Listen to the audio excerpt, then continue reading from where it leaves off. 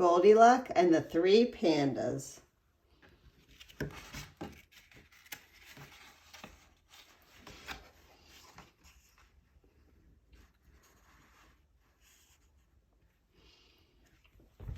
When Goldy Luck was born, her mother said, "Year of the Golden Dragon. Very lucky year. This child will have good luck." "She has a face as round as a gold coin," said her father. "This child will bring great wealth." But Goldy had neither great wealth nor good luck. In fact, she could never seem to keep money in her piggy bank, and she had a bad habit of breaking things. One Chinese New Year, Goldy's mother woke her up and sent her to wish their neighbors Kung Hei Fat Choi. "But Mama, I'm still sleepy and I'm so hungry." "It'll only take a minute," her mother said. "Mr. and Mrs. Chan would enjoy a visit from you. Take these turnip cakes to share with little Chan." "He never shares stuff with me," muttered Goldy. "It's the new year," her mother warned. "Wash away old arguments and be nice or you'll have bad luck." "Not more bad luck. Last year she lost the red envelope her grandmother had given her, and her best friend moved away." So Goldy walked next door to the Chan's apartment. She knocked on the door. No answer. She knocked again. Still no answer. Goldy gave the door a little push. It swung open, and she tumbled in, dropping the plate. Turnip cakes catapulted all over the floor. "Oh no," Goldy cried. "A whole plate of turnip cakes ruined? That was bad luck for sure."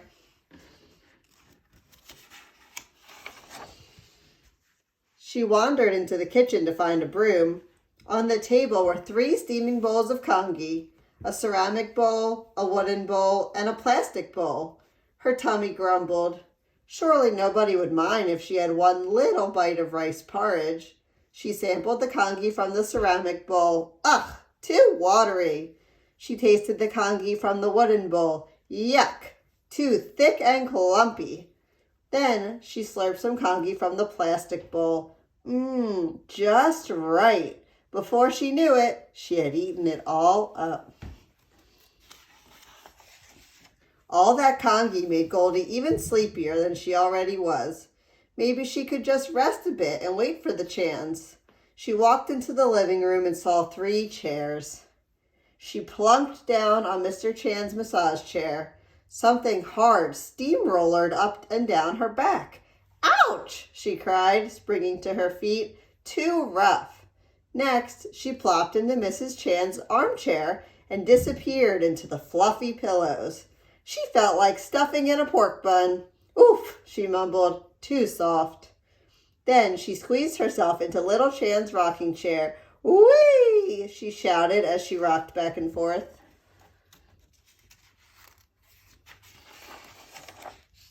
But she pushed too hard and the chair somersaulted backward.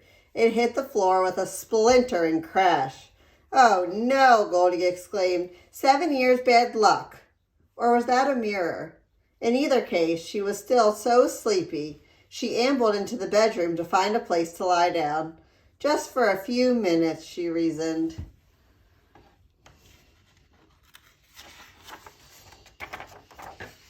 She climbed into a king-size bed. The mattress felt as hard as a week-old almond cookie. Ugh, too uncomfortable. Next, she flopped onto a queen-size bed. The electric bed began to fold her up like a dumpling. "Yikes! Too scary!" she cried. Then she leaped off and settled down onto little Chan's futon. "Ah, just right," she sighed and fell fast asleep. The Chans finally returned home. "Who dropped these turnip cakes all over the floor?" exclaimed Mr. Chan. "And didn't clean them up," added Mrs. Chan. "A whole plate of turnip cakes ruined," groaned little Chan. They headed into the kitchen. "Hey, who's been eating my congee?" demanded Mr. Chan. "And who's been eating my congee?" cried Mrs. Chan. Little Chan wailed. I don't have any congee. Someone's eaten mine all up. Mr. Chan heard a humming in the living room. He went to investigate. Someone's turned on my massage chair, he bellowed. And someone's rumpled the cushions on my armchair, yelled Mrs. Chan. I don't even have a chair, shouted Little Chan. It's been smashed to pieces.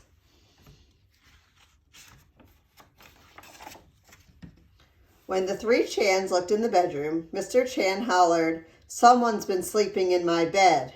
And someone's been sleeping in my bed, squealed Mrs. Chan. Look, said Little Chan, it's Goldilocks sleeping on my futon. Goldie jerked awake. Who could sleep with all that yelling going on? Mr. Chan, Mrs. Chan, she cried, I didn't mean to fall asleep. In a fluster, she jumped out of the bed and dashed home.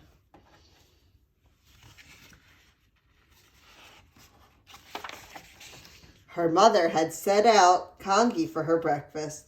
Goldie was just about to take a bite when she thought of Little Chan, who didn't have any more rice porridge in his bowl. I'm not really that hungry, she said to her mother. She went to read a book in her rocking chair. As she rocked back and forth, she thought of Little Chan, who didn't have a chair to sit on anymore. I'm still sleepy. I think I'll go to bed, she said. Goldie climbed into her nicely made bed. She thought of the pillows and blankets she had strewn about the Chan's bedroom. Goldie jumped up and ran back to the kitchen. She grabbed her bowl of congee and rushed back to the Chan's apartment. I didn't mean to break Little Chan's rocking chair, she said to Mr. Chan. I'll help you glue it back together.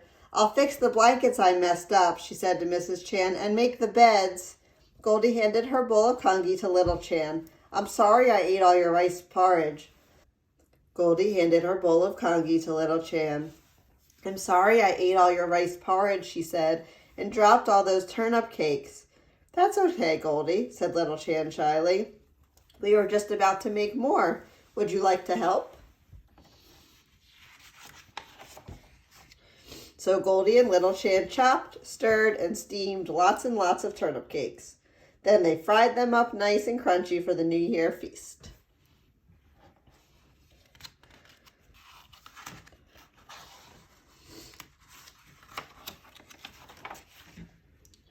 Mrs. Chan handed Goldie a red envelope. Kung Hei Fat Choi, Goldie, she said. May the new year bring you great wealth and good luck. Thank you, Goldie said, but I think I've found some good luck already.